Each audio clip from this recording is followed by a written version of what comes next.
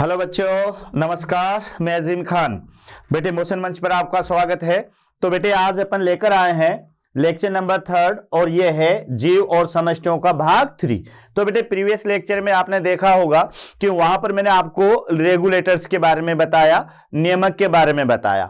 आज बेटे अपन डिस्कस करेंगे कन्फॉर्मर्स क्या होते हैं और साथ में जो है माइग्रेशन क्या होता है और सस्पेंड यानी निलंबन क्या होता है और एडाप्टेशन क्या होता है।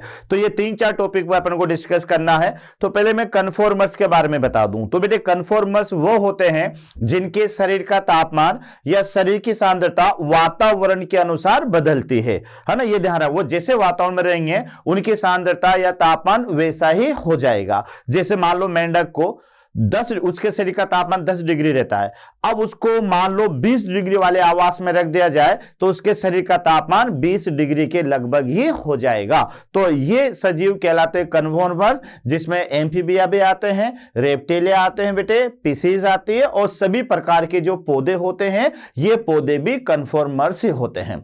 उसके बाद में बेटे माइग्रेशन पर अपन आएंगे। तो माइग्रेशन क्या होता है कि विभिन्न परिस्थितियों के कारण कोई सजीव अगर एक आवास से निकलकर दूसरे आवास में जाता है या दूसरे आवास से वह पहले आवास में आता है तो इसको घटना को माइग्रेशन यानी प्रवासन कहेंगे। और एक सस्पेंडर होता है बेटे, निलंबन होता है, जिसमें जो सजीव होता है वह कठिन परिस्थितियों का सामना करने के लिए अपने आप को कुछ ऐसे अनुकूलन पैदा कर लेता है। जैसे मान लेते हैं बेटे बीजाणु है तो वह प्रतिकूल परिस्थितियों में बचने के लिए अपने ऊपर शिष्ट बना लेते हैं। या बेटे नागफनी का पौधा है तो वह प्रतिकूल परिस्थितियों में बचने के लिए वो अपनी पत्तियों को कांटे में बदल देता है। तो इस तरह से यहां पर ये परिस्थितियों को गुजारने का एक तरीका ढूंढ लेते हैं। तो आइए बेटे अपन शुरुआत करते हैं यहां पर, यानी अगला जो टॉपिक हमारा यहां रहेगा ये रहेगा संरूपण रखना। स्वरूपण रखना यानी यहां पर बेटे दूसरा पार्ट है ये अजीवी क्रिया का। इसको आप यहां पर याद कर सकते हैं कन्फॉर्मर्स या फिर बेटे याद रखना ये असमतापी होंगे। तो आप यहां पर समझ लीजिएगा कि प्राणियों की बहुत बड़ी संख्या लगभग 99% यानी न्यू समझ लो कि 1% रेगुलेटर्स होंगे। यानी 1% जो होंगे ये तो होंगे बेटे रेगुलेटर्स, ये रेगुलेटर्स होंगे और 99% जो है ये कन्फॉर्मर्स होते हैं। क्योंकि बेटे याद रखना कि जैसे पीसीज है, कोर डेटा में सर्वाधिक जो जातियों की संख्या वो पीसीज के अंदर है, उसमें एम्फीबिया भी है और इसी के अंदर रेप्टिलिया भी है। तो 99% बेटे ये कन्फॉर्मर्स होते हैं और लगभग सभी पौधे स्थिर आंतरिक पर्यावरण नहीं बनाए रख सकते, यानी आंतरिक वातावरण को स्थिर नहीं बनाए रख सकते। तो बच्चों याद रख लेना कन्फॉर्मर्स या हिंदी में आप याद रखोगे स्वरूपण, है ना। कन्फॉर्मर्स या स्वरूपण ऐसे सजीव जो अपने आंतरिक वातावरण को स्थिर नहीं बनाए रख सकते, अर्थात इनके शरीर का जो आंतरिक वातावरण है ये बाह्य वातावरण के अनुसार बदलेगा। तो ऐसे सजीव कन्फॉर्मर्स कहलाते हैं। और इसके अंदर बेटे मछलियां, एम्फीबिया, रेप्टिलिया और सभी प्रकार के पौधे आते हैं। यानी यहां पर अगर आप देखेंगे तो धरती पर 99% जो पार्ट है वह कन्फॉर्मर्स का है और 1% जो पार्ट होगा बेटे वह रेगुलेटर्स का होगा। तो यहां देख ले कि बड़ी संख्या में जो जंतु या सजीव होते हैं वह अपने शरीर के अंदर का जो पर्यावरण है उसे स्थिर नहीं बनाए रख सकते। तो फिर आगे देखिएगा बेटे, ये पहला पॉइंट इसका याद कर लेना। दूसरा पॉइंट आप इसका देखिएगा कि इनके शरीर का तापमान परिवेशी तापमान के अनुसार बदलता रहता है। तो बेटे ये थोड़ा ध्यान रख लेना कि इनके जो शरीर का तापमान है ये परिवेशी का माने होता है बाह्य वातावरण। तो बेटे सीधी सी परिभाषा है, किसे कहोगे कन्फॉर्मर्स, ऐसे सजीव जो कि अपने शरीर के तापमान को स्थिर नहीं बनाए रख सकते, अर्थात इनके शरीर का जो पर्यावरण है वह बाह्य पर्यावरण के अनुसार बदलता है। तो ऐसे सजीव कन्फॉर्मर्स कहलाते हैं। तो बेटे तीसरे पॉइंट में आपने यहां पर याद कर लें कि जलीय प्राणियों में शरीर तरल की परासरणीय सांद्रता परिवेशी जल की परासरण सांद्रता के अनुसार बदलती रहती है। तो यह तो बेटे किसके लिए आया है, जलीय जंतुओं के लिए आया है। जैसे मान लेते हैं कि जो जलीय जंतु हैं उनके शरीर की जो ऑस्मो रेगुलेटरी बेटे ऑस्मोलरिटी होती है, जिसे अपन परासरणीय सांद्रता या ऑस्मोटिक कंसंट्रेशन कहेंगे। तो इन जंतुओं की जो परासरणीय सांद्रता है यह बाह्य वातावरण या बाह्य जल की परासरणीय सांद्रता के अनुसार बदलेगी। या तो आप सांद्रता के रूप में परिभाषा दे दो या बेटे तापमान के रूप में दे दो, या तो ऐसे परिभाषा दे दो कि जिन सजीवों के शरीर का तापमान बाह्य वातावरण के अनुसार बदलता है, या जिन सजीवों के शरीर की जो जलीय जंतु है उनके शरीर की परासरणीय सांद्रता बाह्य जो जल है उसकी परासरणीय सांद्रता के अनुसार बदलती है, तो ऐसे जंतु भी कन्फॉर्मर्स कहलाते हैं। ये प्राणी पादप समरूपी यानी कन्फॉर्मर्स कहलाते हैं। तो ये बेटे सीधा याद रखना, यानी इन्हें कन्फॉर्मर्स कहते हैं। बहुत से जीव, 5वें नंबर का, बहुत से जीवों के लिए ताप नियमन यानी सब ऑप्टिकम ऊर्जा के संदर्भ में भी यह खर्चीला है। यानी बेटे ध्यान रखना कि ताप नियमन या ऊर्जा के संदर्भ में यह खर्ची, क्योंकि अपने आप को बनाए रखने के लिए ज्यादा ऊर्जा खर्च होगी, ज्यादा तापमान खर्च होगा। तो यह आपको बेटे यहां पर याद रखना है। आगे आप देखिएगा कि ताप हानि या ताप लाभ पृष्ठीय क्षेत्रफल का कार्य है। यह भी याद रखना बेटे, यह 5वां पॉइंट आपको याद रखना है कि ताप हानि हो या ताप लाभ हो, यह किसके ऊपर निर्भर करता है? पृष्ठीय क्षेत्रफल पर, सरफेस एरिया पर निर्भर करेगा। बेटे जो छोटे जंतु होते हैं उनके शरीर के आयतन के आधार पर उनका क्षेत्रफल ज्यादा होता है, और जो बड़े जंतु होते हैं उनके शरीर साइज के आधार पर क्षेत्रफल कम होता है। तो छोटे जंतुओं को ज्यादा ऊर्जा हानि होगी बेटे, और बड़े जंतुओं को कम होगी। यही कारण है कि छोटे जंतु ज्यादा कपकपाते हैं सर्दी में और बड़े जंतु नहीं कपकपाते हैं। तो देखो बेटे कि ताप हानि हो या ताप लाभ हो, यह किसके ऊपर डिपेंड कर रहा है? पृष्ठीय क्षेत्रफल। चूंकि यहां पर बेटे 6 पॉइंट, चूंकि छोटे प्राणियों का पृष्ठीय क्षेत्रफल उनके आयतन की अपेक्षा ज्यादा होता है, इसलिए बाहर ठंड होती है तो उनके शरीर बहुत ज्यादा उष्मा तेजी से कम होती है। तो ये थोड़ा सा याद रखना बेटे कि जो छोटे जंतु होते हैं उनका पृष्ठीय क्षेत्रफल उनके आयतन की, यानी जो उनका आयतन होता है तो उसके आयतन की अपेक्षा ज्यादा होता है, और यही कारण है कि बाहर ठंड होती है तो उनके शरीर की ऊष्मा बहुत तेजी से कम होती है। तो ये बेटे थोड़ा सा याद रखना कि चाहे ताप हानि हो या चाहे ताप लाभ हो, यह किसके ऊपर निर्भर करता है? तो यह निर्भर करता है बेटे पृष्ठीय क्षेत्रफल पर। छोटे जंतुओं का पृष्ठीय क्षेत्रफल उनके शरीर के आयतन की तुलना में ज्यादा होता है, तो शरीर के आयतन की तुलना में ज्यादा होगा तो बेटे वहां पर उष्मा हानि ज्यादा होगी और उन्हें ठंड ज्यादा लगेगी। इसी तरह से आप देख लीजिएगा कि यहां पर ऐसी स्थिति में उन्हें उपापचय या मेटाबॉलिज्म द्वारा शरीर की उष्मा पैदा करने के लिए काफी ऊर्जा खर्च करनी पड़ती है। यानी अब उन्हें ठंड तो लग रही है, लेकिन बेटे अब ठंड को बढ़ाने के लिए, है ना, ठंड को बढ़ाने के लिए या ठंड से बचने के लिए उन्हें उष्मा चाहिए। देखो बेटे समतापी जंतुओं में तो क्या होता है? पसीना आता है या फिर कपकपी आती है। अब इन सजीवों में कपकपी नहीं आएगी, नहीं पसीना आएगा। अब होगा क्या कि जब मान लेते हैं कि तापमान तो उतना ही करना है वापस बराबर, तो जो छोटे जंतु हैं उनके शरीर में मेटाबॉलिज्म क्रियाएं होगी, और मेटाबॉलिज्म क्रिया के माध्यम से बेटे ज्यादा ऊर्जा खर्च होगी और उस कारण से तापमान वापस बराबर आ जाएगा। लेकिन यहां देखो बेटे कि कुछ जातियां का नियमन की क्षमता विकसित कर ली है, लेकिन केवल सीमित परास वाली पर्यावरण परिस्थितियों में। तो ये कहलाते हैं बेटे यानी पार्शली रेगुलेटर। यदि पर्यावरण परास ज्यादा हो तो केवल संरूपणी वह करते हैं, तो ये पार्शली रेगुलेटर्स कहलाते हैं। तो ये पर्यावरणीय परिस्थितियों में भी वो अपने आप को सीमित परास के अंदर ढाल लेते हैं। तो ये रेगुलेटर्स या जो है क्या कहते हैं बेटे, क्या कहलाएंगे? Partially regulator. लेकिन ज्यादा ये क्या होते हैं? ये कन्फॉर्मर्सी होते हैं, रेगुलेटर्स नहीं होते हैं। और इनका ग्राफ याद है ना, इस तरह से आएगा, यानी शुरू में तो ये इस तरह से होंगे, फिर वापस ऐसे हो जाएंगे। तो बेटे यहां से यहां तक तो ये कन्फॉर्मर्स रहेंगे और उसके बाद में ये रेगुलेटर्स भी आप रहेंगे। उसके बाद में आप देखिएगा कि यहां पर आता है बेटे, अगला आता है हमारे पास में प्रवास करना, यानी इसको क्या बोलोगे? माइग्रेशन। प्रवास करना यानी माइग्रेशन। तो बेटे माइग्रेशन एक बार देख लीजिएगा, ये माइग्रेशन है। तो माइग्रेशन दो तरह का होता है, एक तो होता है बेटे इमिग्रेशन, एक तो ये होता है, और एक होता है एमिग्रेशन।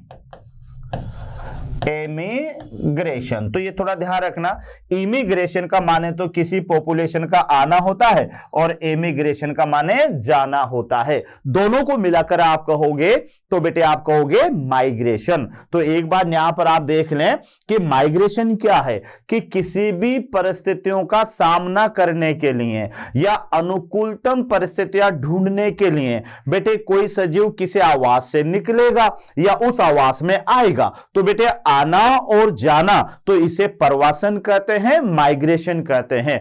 और ये बेटे दो तरह का होगा, अगर किसी दूसरे आवास से किसी आवास में आते हैं तो वहां तो बेटे इमिग्रेशन होगा, और अगर एक आवास से दूसरे आवास में जाते हैं तो इस आवास में इसका एमिग्रेशन होगा। तो इन दोनों को मिलाकर माइग्रेशन कहते हैं। तो माइग्रेशन का माने प्रवासन होता है, और प्रवासन का माने बेटे किसी आवास में आना या किसी आवास से जाना, तो यह कहलाता है माइग्रेशन। तो देखो बच्चों कि जीव दबावपूर्ण आवास में, अब ये दबावपूर्ण क्या है, यानी जो है प्रतिकूल परिस्थितियां, यानी इनको आप क्या कह सकते हो बेटे, कह सकते हो प्रतिकूल परिस्थितियां, प्रतिकूल परिस्थितियां, तो इनको आप दबावपूर्ण आवास कह सकते हो। तो देखो कि कोई जीव दबावपूर्ण आवास से अस्थायी रूप से अधिक अनुकूल क्षेत्र में चला जाए, अधिक अनुकूल क्षेत्र में चला जाए, जब दबाव भरी अवधि बीत जाए तो वापस लौट आए, तो बेटे ये गया भी सही और आया भी सही, तो क्या हो गया, माइग्रेशन। तो एक बार फिर समझ लें कि जब कोई जीव दबावपूर्ण आवास से, यानी वहां की परिस्थितियां प्रतिकूल हो गई, भोजन कम हो गया, तापमान ज्यादा हो गया, जल की कमी हो गई, तो बेटे ये दबावपूर्ण परिस्थितियों में अगर कोई सजीव एक जो है अस्थायी रूप से, ऐसा नहीं कि परमानेंट चला गया, एक अस्थायी रूप से जो है वो बेटे दूसरे आवास में चला गया, जब परिस्थितियां सामान्य हो जाए तो वापस उस आवास से लौट आएगा, तो ये जाना और आना ये कहलाता है प्रवासन। उसके बाद में देखो अनेक प्राणी, अब देखो बेटे ये तो क्लियर हुआ, इसे कई सारे उदाहरण है। मैं आपको बताऊं, माने भारत देश में भरतपुर है बेटे, वहां केवलादेव उद्यान है, तो 3 से 4,000 किलोमीटर की यात्रा करके साइबेरियन जो क्रेन है वो बेटे वहां पर भरतपुर में आता है, केवलादेव उद्यान में, और विशेष ऋतु में आता है और विशेष ऋतु में चला जाता है। तो क्या गवर्नमेंट ने वीजा दे रखा है उसे कि पर्टिकुलर समय पर आता है, पर्टिकुलर समय पर जाता है,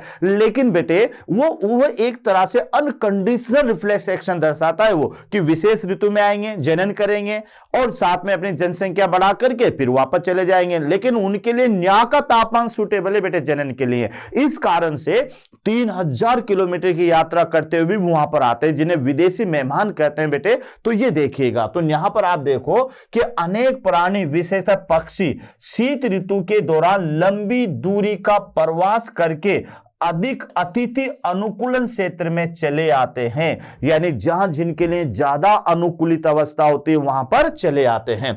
यहां बहुत ही इंपॉर्टेंट है बेटे, यह आपको याद रखना है कि प्रत्येक शीतकाल में राजस्थान में स्थित केवलादेव राष्ट्रीय उद्यान, ये याद रखना बेटे, केवलादेव राष्ट्रीय उद्यान ये कहां पर मौजूद है, भरतपुर में, साइबेरिया और अन्य अत्यधिक ठंडे उत्तरी क्षेत्रों से आने वाले प्रवासी पक्षियों को अतिथि के रूप में स्वागत करता है। यानी बेटे कौन से पक्षी आते हैं, साइबेरियन क्रेन आते हैं वहां से। तो साइबेरिया और अत्यधिक जो ठंड वाले क्षेत्र होते हैं ना, वहां से वह भरतपुर में आते हैं। तो एक बार और समझ लो बेटे, प्रवासन क्या है कि अगर दबावपूर्ण परिस्थितियां हैं या कोई प्रतिकूल परिस्थितियां हैं, तो उन प्रतिकूल परिस्थितियों से बचने के लिए मुख्यतः जो पक्षी या सजीव होता है बेटे, वह अपने आवास से अस्थायी रूप से दूसरे अनुकूल आवास में चला जाता है, और जब इधर की परिस्थितियां सामान्य हो जाए तो वापस आ जाता है। तो एक आवास से दूसरे आवास में जाना या दूसरे आवास से पहले आवास में वापस आना, इस घटना को प्रवासन कहते हैं। और यह प्रवासन अधिकतर बेटे पक्षियों में देखने को मिलता है। तो भारत देश के अंदर राजस्थान में बेटे केवलादेव राष्ट्रीय उद्यान है, जहां भरतपुर में बेटे ये, जहां पर साइबेरिया से या अत्यधिक ठंडे क्षेत्रों से पक्षी आते हैं, जनन क्रिया करते हैं और फिर वापस अपने आवास में लौट जाते हैं। तो आए तो इमिग्रेशन हुआ, गए तो एमिग्रेशन हुआ। तो यह आपको बेटे याद रखना है। आगे अगर आप देखेंगे तो फिर अगली जो पार्ट आता है वो आता है निलंबन, यानी बेटे इसको बोलते हैं सस्पेंशन या सस्पेंड। सस्पेंड है ना, निलंबन यानी सस्पेंड। अब इसको आप समझो क्या है बेटे निलंबन या सस्पेंड। यानी कई सारे सजीव ऐसे होते हैं जो प्रतिकूल अवस्था को सस्पेंड कर देते हैं, यानी वो प्रतिकूल अवस्था में अपने आप को ऐसे ढाल लेते हैं कि उन पर प्रतिकूल अवस्था का असर नहीं पड़ता। ये ध्यान रखना। जैसे मैंने आपको दिया था कि नागफनी है, तो नागफनी क्या करती है कि जब प्रतिकूल अवस्था आती है तो भागती नहीं है बेटे, वही बनी रहती है, सस्टेन्ड रहती है, स्थिर रहती है वहां पर। लेकिन क्या करती है कि वो अपनी पत्तियों को कांटों में बदल लेती है। इसी तरह से कई सारे बेटे कवक हैं, फंजाई वगैरह है, जीवाणु वगैरह है। तो जब प्रतिकूल परिस्थितियां आती है तो ये बीजाणु कठोर भित्ति वाले बीजाणु के रूप में अपने आप को संग्रहित कर लेते हैं। जब अनुकूल परिस्थितियां आती है तो वापस ये वहां पर सर्वाइव करते हैं। तो ये घटना होती है सस्पेंड यानी निलंबन। तो आप देखिएगा बेटे, इसके लिए पहला पॉइंट आपको याद करना है कि जीवाणु है या कवक है या और निम्न पौधे हैं, जैसे थेलोफाइटा वगैरह में देखने को मिलता है, थेलोफाइटा। तो बेटे विभिन्न प्रकार के मोटी भित्ति वाले बीजाणु बन जाते हैं, ये याद रखना बेटे। यानी यहां पर ये जो बीजाणु हैं,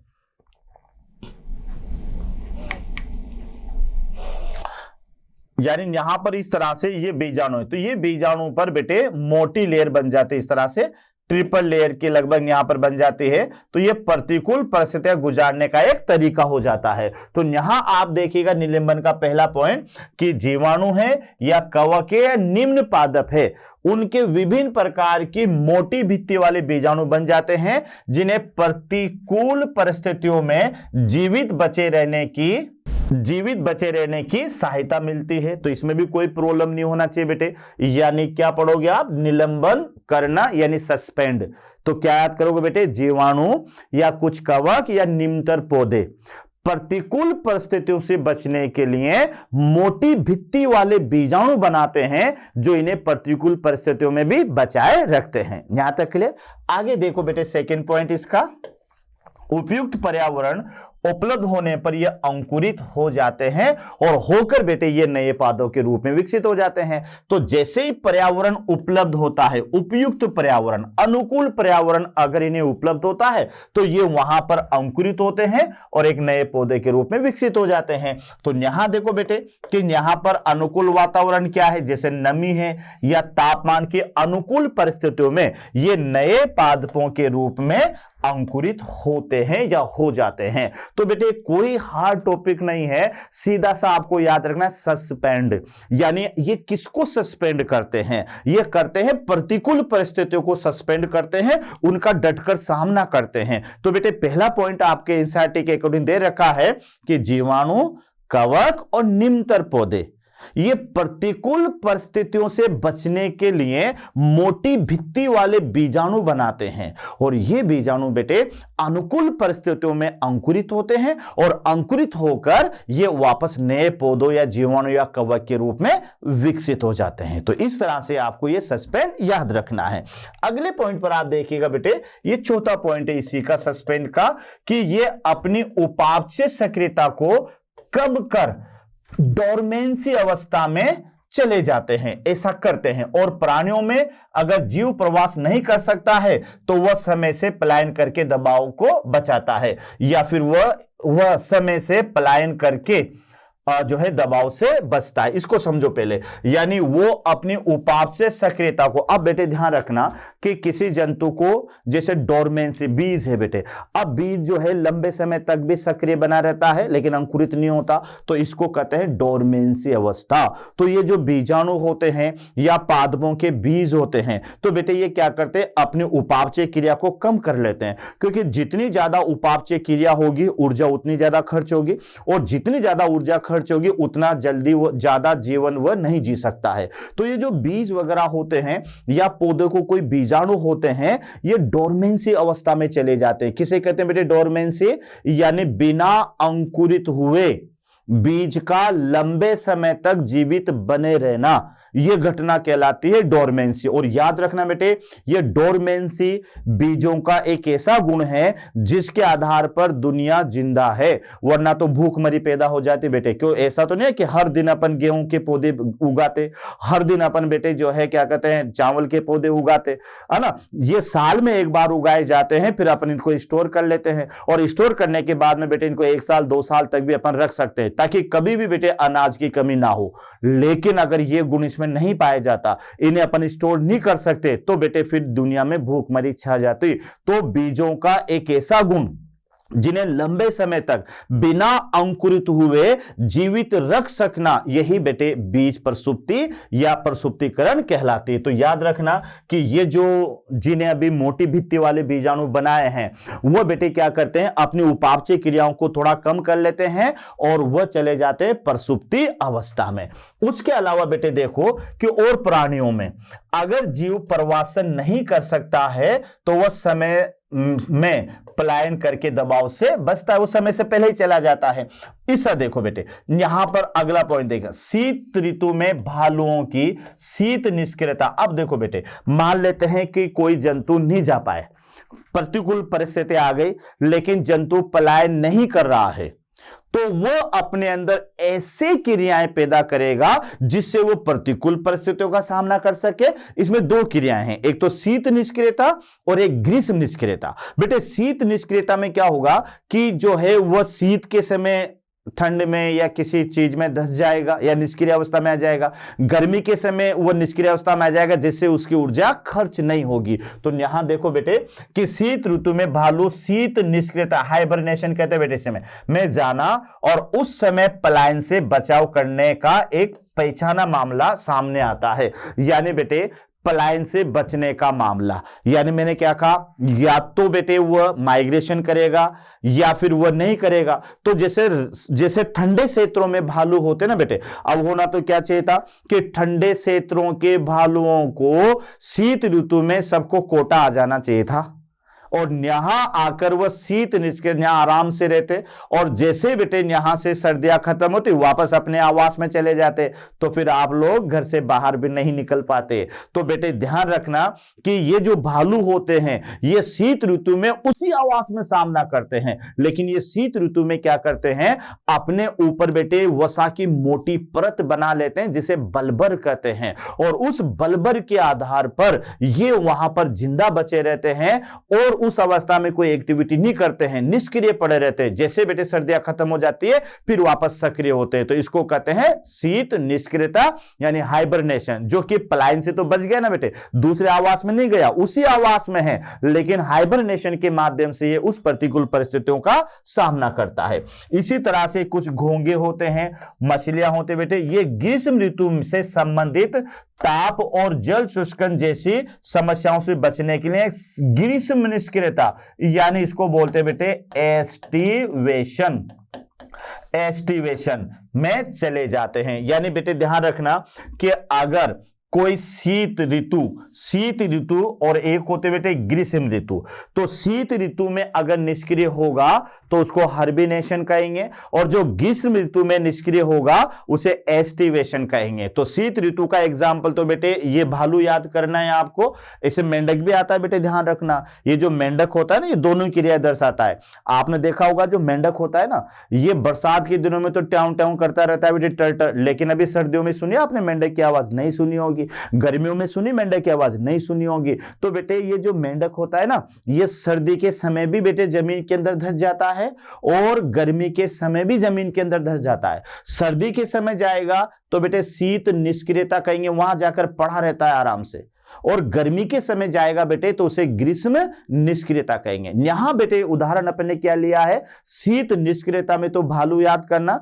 कि वह अपनी सतह पर वसा की मोटी परत बना लेता है और शीत के समय पड़ा रहता है बेटे, बर्फ वगैरह गड्ढा बना लेता है वहां पर निष्क्रिय रूप से, है ना, कोई खाता पीता नहीं है, ध्यान रखना। इसी तरह से गर्मी के समय कुछ घोंगे होते हैं बेटे, कुछ मछलियां होती है, तो शीत ऋतु से बचने के लिए ये भी बेटे किसी ठंडे आवास में जाकर निष्क्रिय रूप से पड़े रहते हैं, तो इसको एस्टिवेशन यानी ग्रीष्म निष्क्रियता कहेंगे। तो याद रखना बेटे ये दो तरह की निष्क्रियता होती है, शीत निष्क्रियता जिसको इंग्लिश में हाइबरनेशन कहेंगे और ग्रीष्म निष्क्रियता जिसको इंग्लिश में एस्टिवेशन कहेंगे। जो जंतु शीत के समय निष्क्रिय होता है, शीत ऋतु के समय निष्क्रिय अवस्था में होता है, उसे शीत निष्क्रियता, और जो जंतु गर्मी के समय या ग्रीष्म ऋतु के समय वो बेटे शीत निष्क्रियता या उसमें गर्मी के समय निष्क्रिय होता है, तो उसे आप क्या कहोगे, उसे ग्रीष्म निष्क्रियता यानी एस्टिवेशन कहोगे। आगे यहां पर आप देखिएगा बेटे अगला पार्ट आता है हमारे पास में यानी अनुकूलन का, यानी एडाप्टेशन क्या होता है। तो अनुकूलन क्या है बेटे, यानी एडाप्टेशन। एडाप्टेशन, अब ये ध्यान रखना है कि एडाप्टेशन यानी बेटे ध्यान रखिएगा डार्विन का नियम याद है ना, सर्वाइवल ऑफ द फिटेस्ट।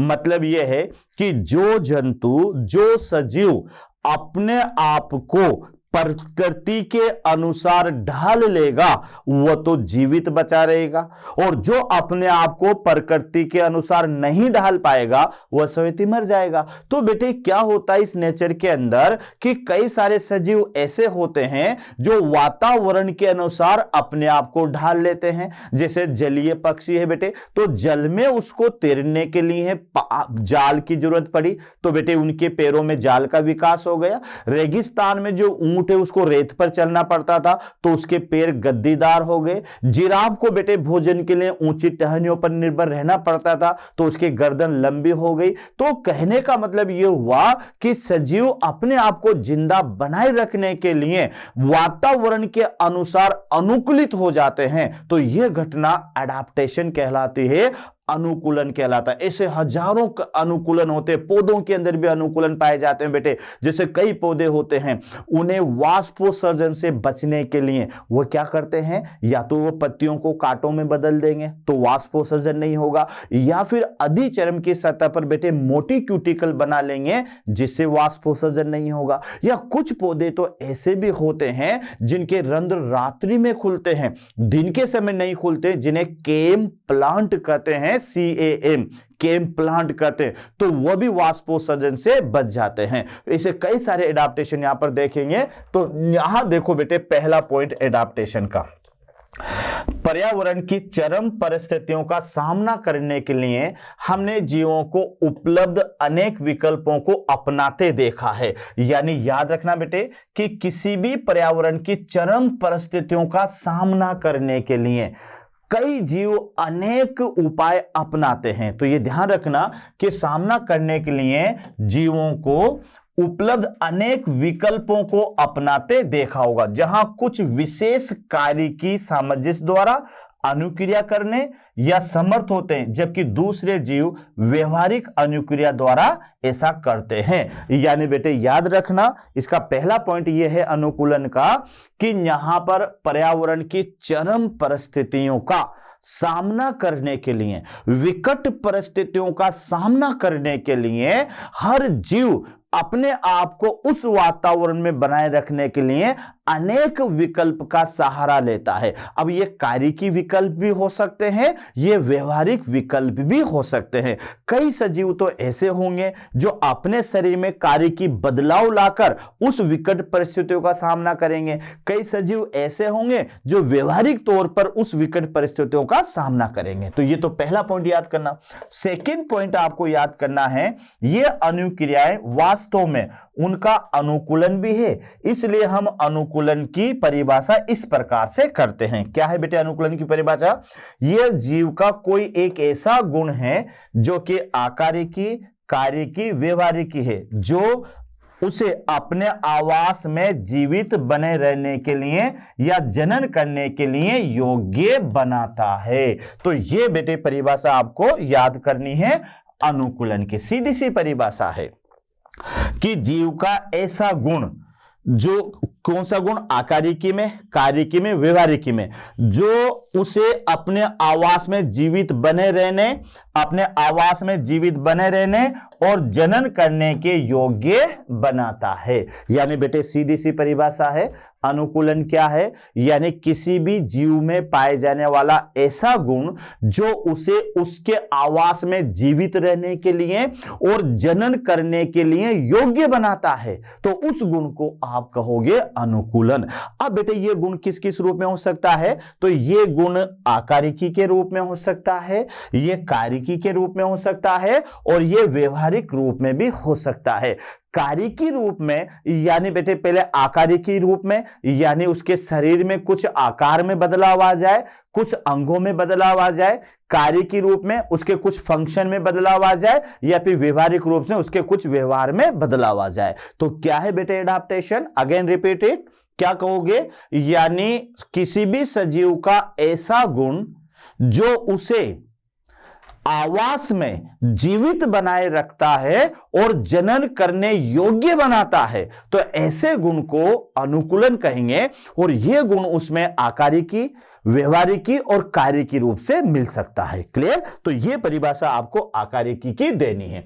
उसके बाद में बेटे यहां पर छूता पॉइंट आपको याद रखना है कि अनेक अनुकूलन लंबे समय की विकास यात्रा के बाद विकसित हुए हैं और वह अंततः आनुवांशिक होकर स्थिर हो जाते हैं। यानी बेटे ध्यान रखो, जैसे जिराफ की गर्दन का लंबा होना।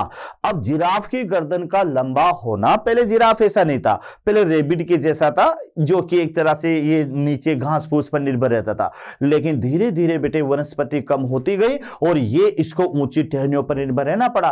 तो अब धीरे धीरे बेटे इसकी गर्दन लंबी हो गई ना, लेकिन आनुवांशिकी रूप से बेटे अब ये गर्दन लंबी रहेगी। ऐसा नहीं है कि अब ये गर्दन वापस छोटी हो जाएगी। तो यहां पर होता क्या बेटे, जब ये विकास की यात्रा के लंबी विकास की यात्रा, अनुकूलन की लंबी विकास, यानी अनुकूलन के साथ में जब लंबे समय तक उसी लक्षणों को ये डेवलप करता रहता है ना, तो फिर वह लक्षण अंततः क्या हो जाते हैं बेटे? आनुवांशिकी हो जाते हैं। फिर वह एक पीढ़ी से दूसरी पीढ़ी में जाते हैं और स्थिर हो जाते हैं। तो अब जब भी जिराफ पैदा होगा ना बेटे, वो लंबी गर्दन वाला ही होगा। तो ये ध्यान रखना।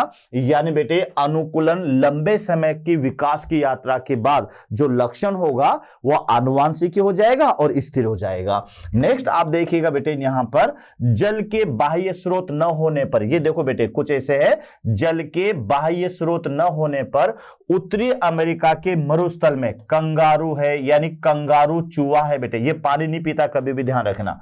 अपनी जल की आवश्यकता की पूर्ति अपने आंतरिक वसा के ऑक्सीकरण से, ये याद रखना, आंतरिक वसा के ऑक्सीकरण से करता है।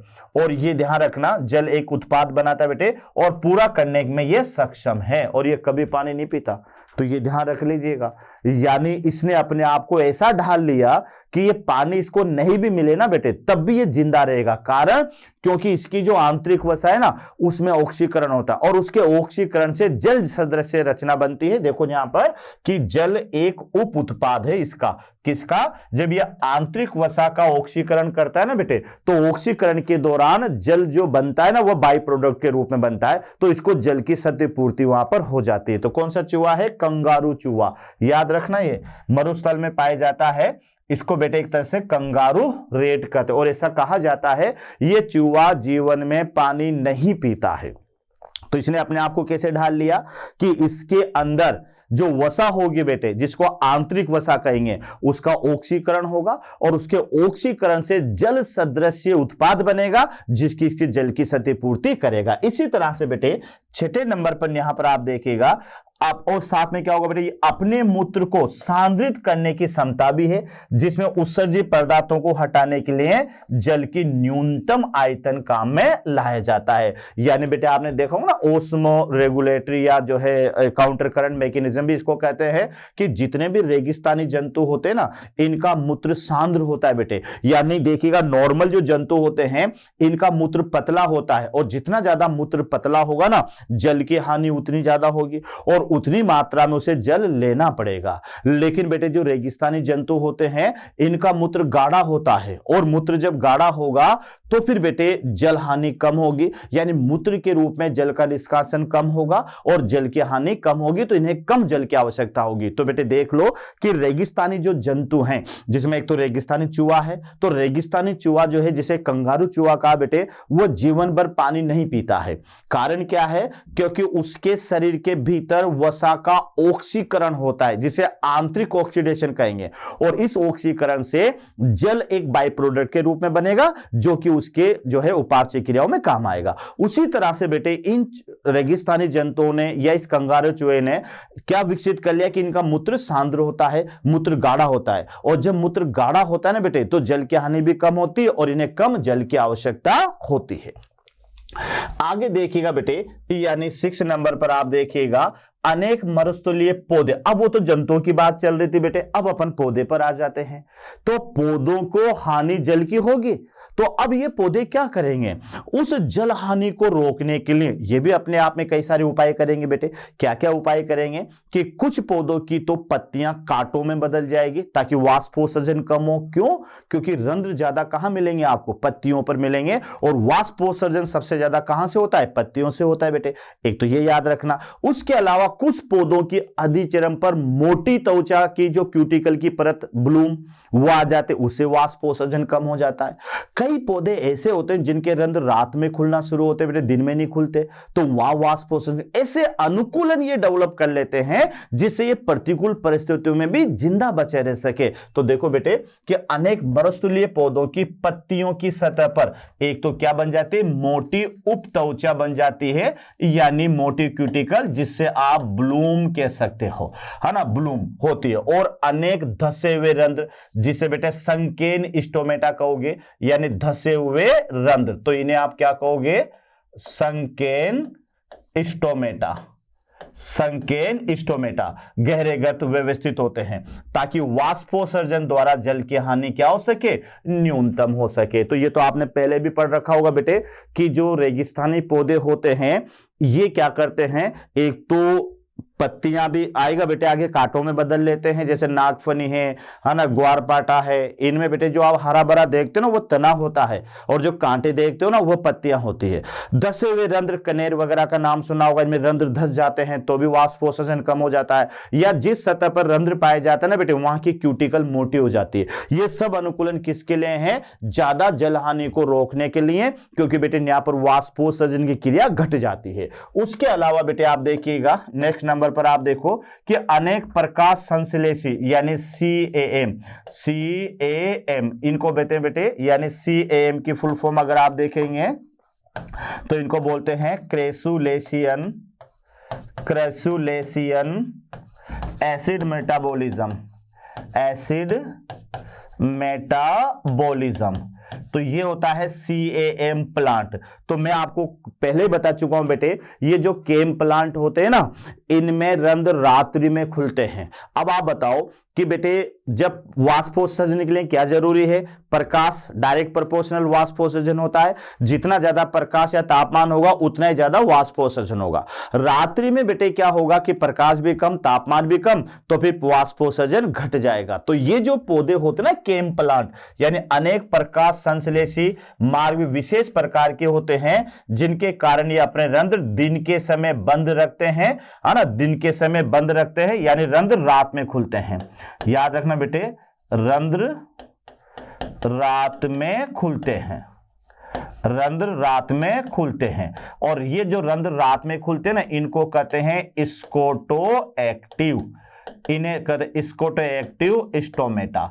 तो बेटे याद रखना, ये जो केम प्लांट होते हैं ना, केम प्लांट, ये जो केम प्लांट होते हैं इनके रंध्र होते हैं स्कोटो एक्टिव, यानी रंध्र रात्रि में खुलते हैं। ये याद रखें बेटे, इनके रंध्र रात्रि में खुलते हैं, इनके रंध्र रात्रि में खुलते हैं। तो अब आपको याद रखना है कि ये जो CAM प्लांट होते हैं बेटे, इनका मार्ग भी विशेष प्रकार के होते हैं, जिनके कारण ये अपने रंध्र को दिन के समय बंद रखते हैं और रात के समय खोलते हैं, है ना, जिसकी वजह से वाष्पोत्सर्जन कम होता है। अब ऐसे मरुस्थलीय पौधे जैसे नागफनी है बेटे, कैक्टस है आदि, अब इसमें क्या होगा, जैसे नागफनी है ना, नागफनी या कैक्टस आदि में पत्तियां नहीं होती है, बल्कि ये किस में बदल जाती है, ये कांटों में रूपांतरित हो जाती है और प्रकाश संश्लेषण प्राय चपटे तनों से द्वारा होता है। तो बेटे ये भी तो अनुकूलन है पौधों के अंदर, कि पौधों के अंदर क्या होता है बेटे, कि या तो पत्तियां कांटों में बदल जाएगी, ये याद रखना,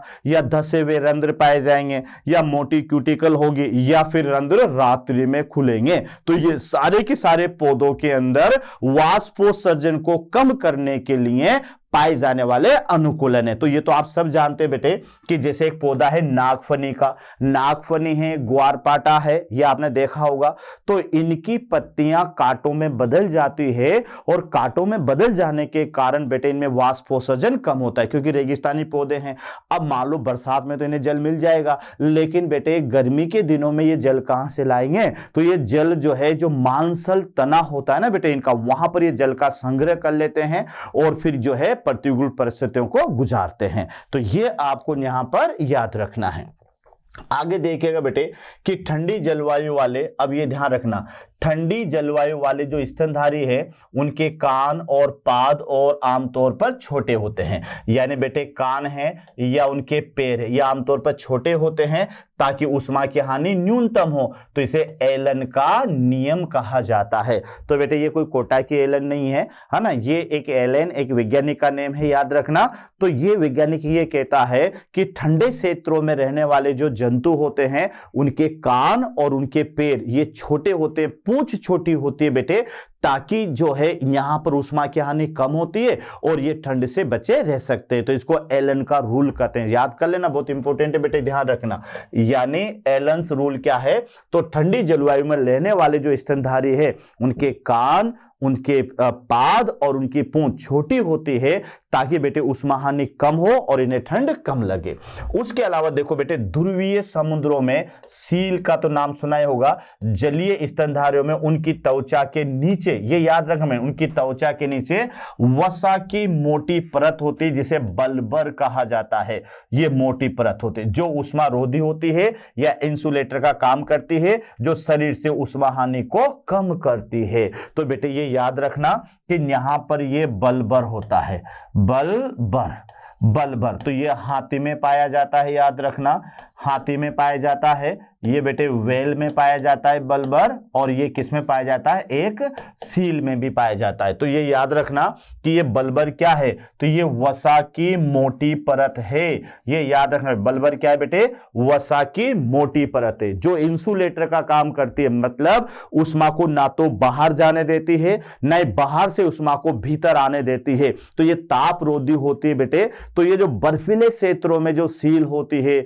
या ठंडे क्षेत्रों में जो व्हेल वगैरह होते बेटे, इन पर वसा की मोटी परत पाई जाती है। व्हेल में तो ये 72 सेंटीमीटर मोटी होती है, याद रखना। तो बेटे ये वसा की जो मोटी परत है ये तापरोधी है, ये इंसुलेटर है, ना तो अंदर की गर्मी को बाहर जाने देगी या बाहर की ठंड को अंदर नहीं आने देगी। तो ये ठंडे क्षेत्रों में रहते हुए भी ये जंतु वहां पर सर्वाइव करते हैं। तो याद रखना कि जो सील या व्हेल बर्फीले ठंडे क्षेत्रों में रहती, या ध्रुवीय भालू है ना बेटे, वो भी ठंडे क्षेत्रों में रहते हैं, उन पर भी ये बल्बर पाया जाता है। तो ये याद रखना, जो ठंडे क्षेत्र में भालू है या सील है या व्हेल है, तो इन पर वसा की मोटी परत पाई जाती है जो ना तो बाहर की सर्दी को अंदर आने देगी ना अंदर की गर्मी को बाहर जाने देगी। ये इंसुलेटर का काम करेगी, तापरोधी या उष्मारोधी का ये कार्य करती है।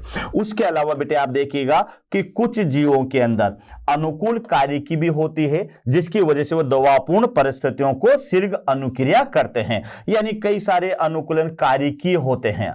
अब ये तो सारे के सारे हमारे जो है व्यवहारिक भी है या फिर बेटे जो है अब कार्यकी में देखो कि क्या काम करेंगे दबावपूर्ण परिस्थितियों में। तो यहां आप देखिएगा कि जैसे अगर आप अब देखिएगा बेटे कुछ जीवों के अनुकूलन कार्यकी भी होते हैं जिसकी वजह से वो दबावपूर्ण परिस्थितियों के प्रति शीघ्र अनुक्रिया करते हैं। अब इसको न्यू समझना कि अगर आपको कभी कभी ऊंचाई पर जाने का मौका मिले, यानी बेटे जैसे जैसे अगर हम ऊंचाई पर जाएंगे तो बेटे अगर पहली बार अपन ऊंचाई पर जाएंगे तो अपन ऊंचाई की जो बीमारी है ना, एल्टीट्यूड की जो बीमारी है, जैसे वहां पर जाएंगे तो सांस लेने में तकलीफ होगी, जी मचलाएगा, उल्टियां होगी, इसका शिकार होंगे। लेकिन जब लंबे समय तक बेटे अपन उसी आवास में रहेंगे तो इसके अनुकूल हो जाएंगे और फिर हमें ऊंचाई पर रहने पर ये उल्टियां या फिर ये बीमारी नहीं होगी। तो अपने क्या किया, वहां कार्य की बदलाव कर लिया बेटे अपने आप को। तो आप देखिएगा कि अगर ऊंचाई वाले क्षेत्र में जाने का मौका मिले, जैसे 3500 मीटर से भी ऊंचा, तो बेटे जैसे मनाली के आसपास है, रोहतांग दर्रा है या तिब्बत है, का मानसरोवर है, तो आपको तुंगता बीमारी, यानी तुंगता का माने होगा बेटे ऊंचाई, तुंगता का माने होता है ऊंचाई, तो वहां पर ऊंचाई वाली बीमारी का अनुभव किया जाएगा। यानी बेटे अगर मान लो अपन कोटा में रहते हैं, साधारण आवास में रहते हैं और हमें अगर पहाड़ी क्षेत्रों में ऊंचे ले जाया जाए तो कई सारे व्यक्ति होते हैं कि जिसको एक तरह से जो है ऊंचाई से डर लगता है बेटे। ऊंचाई से जो है क्या कहते हैं, एक बीमारी होती है जिसको ऊंचाई यानी तुंगता बीमारी कहते हैं, ऊंचाई से डर लगना, है ना। अब वहां पर अगर जाएंगे तो जी मचलाएगा, उल्टियां होगी, सिर दर्द होगा बेटे। लेकिन लंबे समय तक अगर वहां अपन आवास करेंगे तो बेटे धीरे धीरे फिर अपन उसके अनुकूल हो जाएंगे। तो आप देखिएगा बेटे आगे कि इस बीमारी के लक्षण, कौन सी बीमारी बेटे, तुंगता बीमारी, ऊंचाई वाली बीमारी, मिचली आना, थकान होना, हृदय स्पंदन में वृद्धि, मिचली माने उल्टी, थकान और हार्ट बीट और ब्रीदिंग रेट, ये दोनों के दोनों बेटे ऊंचाई पर बढ़ती है, याद रखना। तो यहां पर इस बीमारी के लक्षण हैं उल्टी आना, थकान होना और हृदय स्पंदन में वृद्धि। तो बेटे ध्यान रखो, अगर कभी अपन ऊंचाई पर जाने का हमें मौका मिले, है ना, तो इसका मतलब मैं ये नहीं बोल रहा कि आप मनाली मत जाना, आप शिमला मत जाना बेटे, यहां कोई ज्यादा ऊंचाई नहीं है। लेकिन इसके बाहर अगर रोहतांग दर्रे से भी ऊपर आप जाएंगे तो पहले शुरुआत में अपन को प्रॉब्लम आएगी। शुरुआत में बेटे वहां पर कई व्यक्ति ऐसे होते हैं कि जैसे मान लो झूला ले लो आप, तो कोई झूले में झूलता है, जैसे ऊंचाई पर जाता है तो उसको डर लगता है, उल्टियां कर देता है। तो ऊंचाई पर जाने पर एक तुंगता बीमारी, ऊंचाई वाली बीमारी होती है जिसमें उल्टी आना है, थकान होना है, हार्ट बीट का बढ़ना है या हृदय धड़कन का बढ़ना है। लेकिन फिर देखो बेटे, इस कारण यह है कि उच्च तुंगता वाले क्षेत्र में वायुमंडलीय दाब कम होता है और इसलिए शरीर को पर्याप्त ऑक्सीजन नहीं मिल पाती। तो ये इसका कारण है, क्योंकि जैसे जैसे बेटे अपन ऊपर चलते जाएंगे वैसे वैसे वायुमंडलीय दाब कम होता जाएगा और वायुमंडलीय दाब के कम होने से हमारी बॉडी को ऑक्सीजन पर्याप्त मात्रा में नहीं मिलेगी और इस कारण से बेटे ये सारे लक्षण उत्पन्न होंगे। लेकिन धीरे धीरे पर्यावरण अनुकूलित हो जाते हैं और आपको तुंगता बीमारी का अनुभव फिर नहीं होगा। लेकिन बाद में बेटे क्या होगा कि धीरे धीरे इस बीमारी, वहां पर अगर रहना ही शुरू कर दिया तो फिर धीरे धीरे अपन इसके अनुकूलन हो जाएंगे, फिर हमें वहां पर कोई उल्टी या जो है हार्ट बीट कोई बढ़ेगी नहीं। तो इतना आपको याद रखना है। शरीर कम ऑक्सीजन उपलब्ध होने के कारण क्षतिपूर्ति लाल रुधिर कणिकाओं का उत्पादन बढ़कर हीमोग्लोबिन बंधनकारी क्षमता घटाकर और श्वसन दर बढ़ाकर ले लेता है। यानी बेटे याद रखना कि अगर हम ऊंचाई कैसे अनुकूलित हो गए, तो फिर ध्यान रखना बेटे कि जो ऊंचाई वाले क्षेत्र पर जो व्यक्ति रहते हैं ना, उनके गाल गुलाबी होते हैं। आपने देखा होगा, कारण क्या है, पॉलीसाइथेमिया, यानी जो ऊंचाई वाले व्यक्ति जो ऊंचाई पर रहेंगे, यहां पर एक कंडीशन होगी जिसको बोलेंगे पॉलीसाइथेमिया।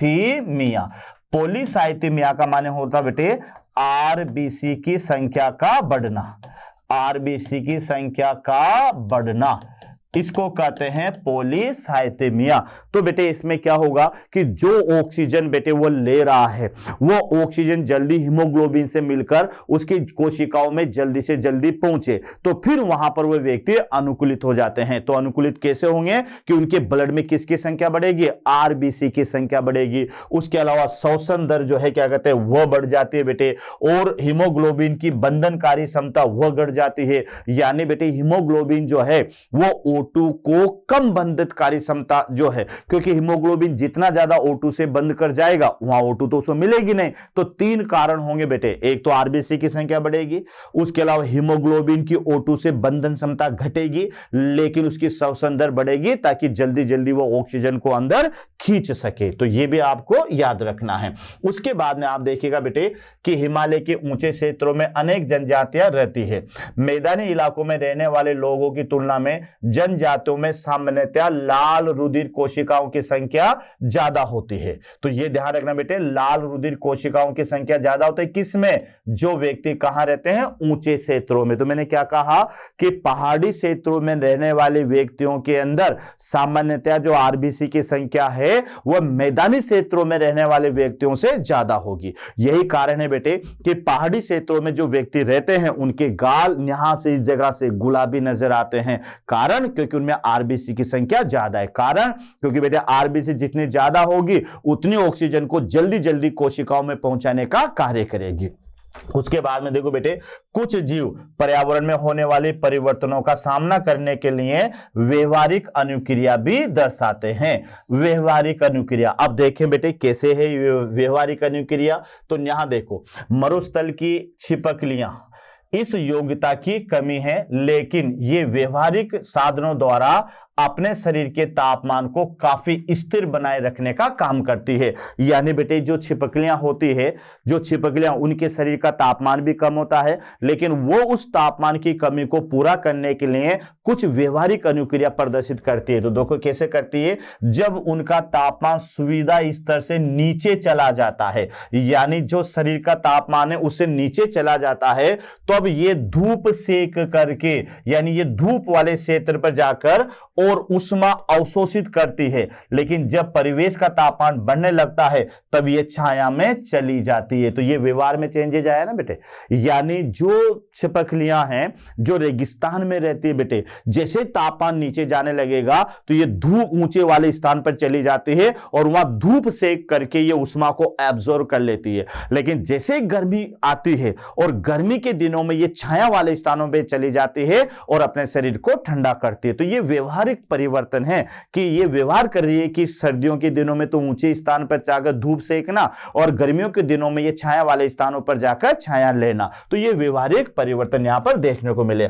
कुछ जातियों में भूमि से ऊपर की उष्मा से बचने के लिए मिट्टी में बिल खोदने की क्षमता भी होती है। तो यह भी याद रखना बेटे, कई सारे जंतु बिलकारी होते हैं तो वह गर्मी से बचने के लिए बिलों में रहना पसंद करते हैं। तो बेटे ये था अनुकूलन, जिसमें आपको ये याद रखना है कि पौधों में कौन कौन से अनुकूलन होते हैं जो उन्हें ज्यादा तापमान से या ज्यादा ठंड से बताते हैं। जंतुओं में कौन कौन से अनुकूलन ऐसे होते हैं जो उन्हें ज्यादा ठंड से या ज्यादा तापमान से बचाते हैं। तो बेटे इसको थोड़ा समझ के आपको याद रखना है और साथ में ध्यान से पढ़ना है बेटे, तभी ये टॉपिक आपको याद होगा। ओके बेटे, अच्छी तरह से पढ़ना, ध्यान से पढ़ना और बेटे जो है क्या कहते हैं समझ के पढ़ना, कामयाबी आपके हाथ में है। ओके बेटे, थैंक यू वेरी मच। आशा करता हूं हमारे टॉप एजुकेटर का यह लेक्चर आपको पसंद आया होगा। अगर पसंद आया है तो वीडियो को लाइक करिए, चैनल को सब्सक्राइब करिए और शेयर भी करिए, क्योंकि ज्ञान बांटने से बढ़ता है और सही बताऊं तो पुण्य भी मिलता है। मुझे सुनने के लिए बहुत बहुत धन्यवाद। Thank you.